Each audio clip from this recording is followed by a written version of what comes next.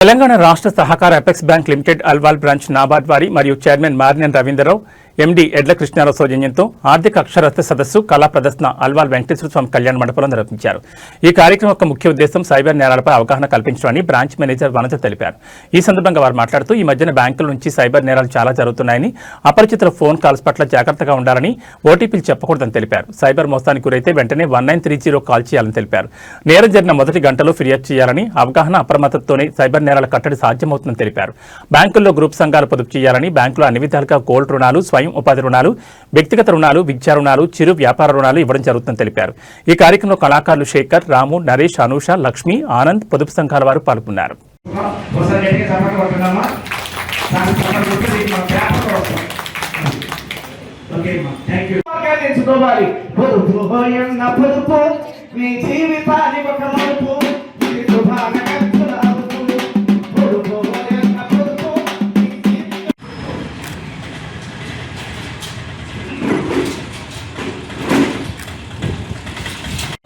కళాకారులు గౌరవించాలి. కలెక్టర్ ఒక జిల్లాకి, కళాకారులు అన్ని జిల్లాలకు. థ్యాంక్ యూ మేడం గారు, థ్యాంక్ యూ.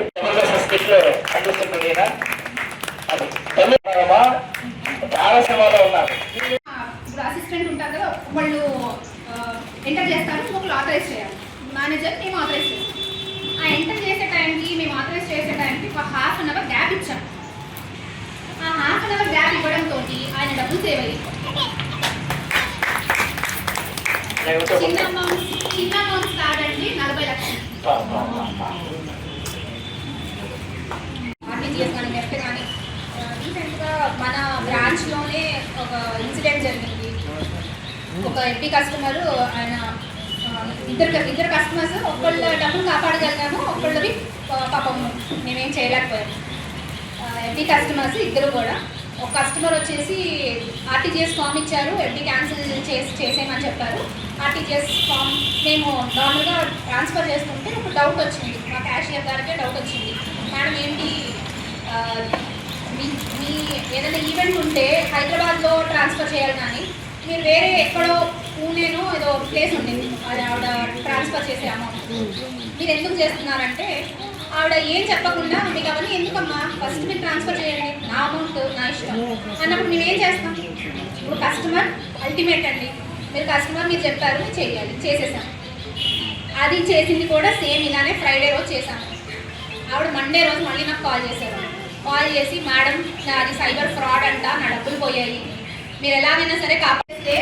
టెన్షన్ పడకండి, ఫస్ట్ మన టెన్షన్ మన భయమే వాళ్ళకి ఆయుధాలు, దాన్ని పెట్టే ప్లే చేస్తున్నారు. సో మీరు ఏమి టెన్షన్ పడకుండా రివర్స్ మాట్లాడండి. అవును ఏమైనా ప్రాబ్లం ఉంటే రండి, పోలీస్ స్టేషన్లో కేసు పెట్టండి, మీరు మమ్మల్ని ఎక్కడికి రమ్మంటారో అడగండి, బ్యాంకుకి వెళ్ళి కనుక్కోండి. నిజంగా ఒకవేళ బ్యాంక్ ఏమైనా ఇన్వాల్వ్మెంట్ ఉంటే, మీ బ్రాంచ్ బ్యాంక్ అకౌంట్ ఏమైనా ఇన్వాల్వ్మెంట్ ఉంటే అక్కడికి వెళ్ళి కనుక్కోండి, నిజంగా ప్రాబ్లం ఉందా.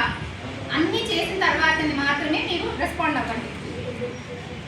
వాళ్ళకి టైం ఏంటి, మీకు కాల్ చేసే టైం అంటే ఒక 10 నిమిషాలు, ఒక 5 మినిట్స్, ఆ టైంలోనే మిమ్మల్ని భయపెడుతున్నారు, మీరు నుంచి అమౌంట్స్ ట్రాన్స్ఫర్ చేయించుకుంటున్నారు. అది మనం చేయకుండా ఉండాలంటే 5 నిమిషాలు అలర్ట్గా ఉండాలి. నిజంగా ఇది జరుగుతుందా, మనకి ఏమైనా అయ్యి ఉంటుందా, నమ్మద్దు. ఫస్ట్ ఎవిడెన్సెస్ ఉన్న తర్వాత, ఇప్పుడు నమ్మకుండా ఉండాలంటే ఏం చేయాలి, 5 నిమిషాలు వాళ్ళకి ఏదో ఒకవేళ మీరు భయపడినట్టు నటించినా ఆ 5 నిమిషాలు మాట్లాడేసి ఫోన్ కట్ చేసేసిన తర్వాత మీ ఫ్యామిలీ మెంబర్స్తో డిస్కస్ చేయండి, పోలీస్ వాళ్ళని సహాయం తీసుకోండి. పోలీస్ స్టేషన్కి వెళ్ళి అడిగినా కూడా పోలీస్ వాళ్ళు కూడా బాగా సహాయం చేస్తున్నారండి. ఎందుకంటే ఈ మధ్య ఈ ఫ్రాడ్స్ ఎక్కువైపోతున్నాయి కాబట్టి వాళ్ళు కూడా చాలా హెల్ప్ చేస్తున్నారు.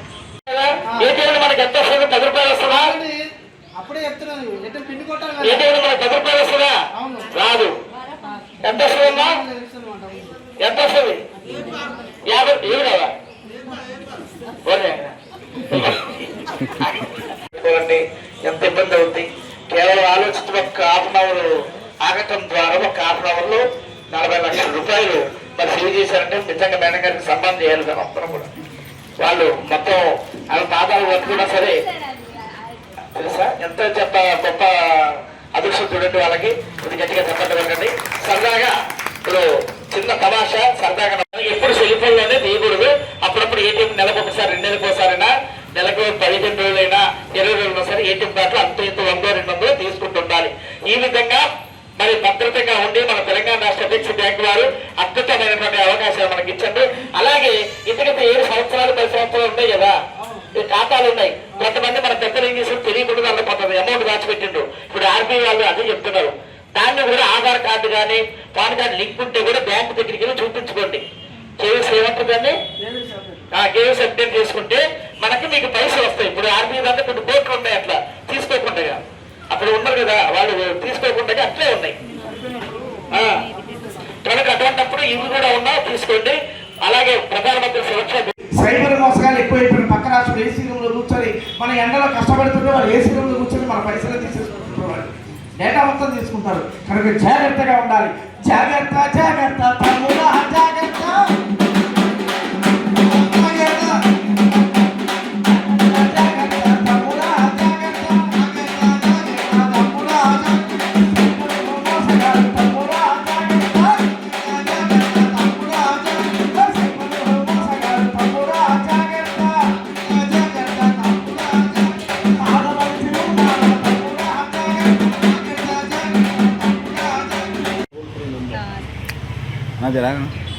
ఇటీవల కాలంలో సైబర్ నేరాలు చాలా ఎక్కువ జరుగుతున్నాయి.